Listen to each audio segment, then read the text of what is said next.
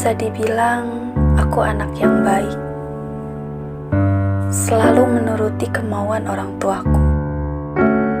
Dan aku pun tidak pernah melakukan hal aneh yang membuat orang tuaku kesal kepadaku. Tetapi beda dengan keluarga-keluargaku yang lain. Entah apa yang membuat mereka bisa berbuat seenaknya kepadaku. Kejadian itu terjadi pada saat aku menginap di salah satu rumah paman. Bisa dibilang ia orang yang serba ada. Malam itu aku hanya bermain seperti biasa dengan anaknya, lalu tidur. Keesokan harinya aku bangun dan aku langsung pulang ke rumahku, karena jarak antara rumah paman dan aku sangat dekat waktu itu. Selang beberapa jam setelah aku pulang menginap, tiba-tiba dari rumah pamanku rame. Mereka kehilangan uang sekitar 1 juta dan perhiasan.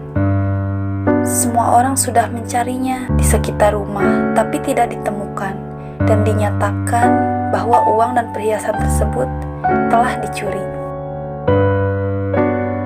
Entah apa yang merasuki pikiran mereka, dan mereka berpikir bahwa aku yang mengambilnya, karena semalam aku menginap di rumahnya. Ayahku yang mendengar bahwa anaknya mencuri langsung menghampiri pamanku. Dia tidak terima dan berkata kepada pamanku bahwa anaknya itu orang baik-baik, dan kami pun tidak pernah mengajarkan hal sekotor itu kepada anak-anak. Tapi walaupun ayahku sudah menegur pamanku, ia tetap meyakinkan kepadaku. Ia memarahiku dan memaksaku harus jujur kalau itu tidak benar. Mamahku, kakak-kakakku mendesak dan terus-menerus bertanya sambil marah kepadaku. Aku dipojokkan atas kesalahan yang tidak aku perbuat, dan itu menyakitkan sekali. Sejak kejadian itu, seolah jiwaku marah. Aku adalah seseorang yang baik, tidak pernah aneh-aneh, tapi lingkungan keluargaku menuduhku seperti anak yang nakal dan brutal. Seketika pikiran jahatku berkata seolah, ngapain sih baik kalau orang tetap menganggap kita jahat? Mending aku jadi jahat aja sekalian.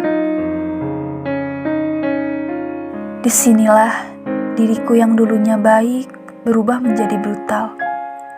Aku marah pada pamanku yang menuduh tanpa bukti waktu itu.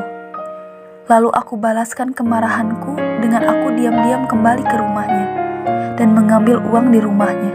Aku menyembunyikan beberapa barang supaya dikira hilang lagi. Dan ya, kalau ini jelas perbuatanku. Tapi pamanku tidak menuduhku karena aku tidak menginap di rumahnya lagi setelah kejadian pertama itu. Ia datang ke orang pintar untuk tahu siapa yang mencuri.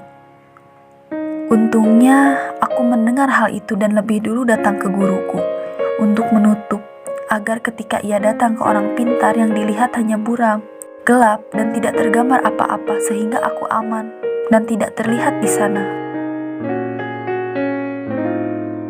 Ketika tetangga orang tua menganggapku baik, tapi justru lingkungan yang masih disebut keluarga yang menghancurkannya. Aku disalahkan atas kesalahan yang tidak pernah aku perbuat, dan itu membawa efek besar dalam hidupku menjadi seseorang yang nakal brutal karena tuduhan mereka. Ternyata benar tentang sebuah kalimat yang pernah kudengar. Orang jahat itu terkadang terlahir dari orang baik yang disakiti.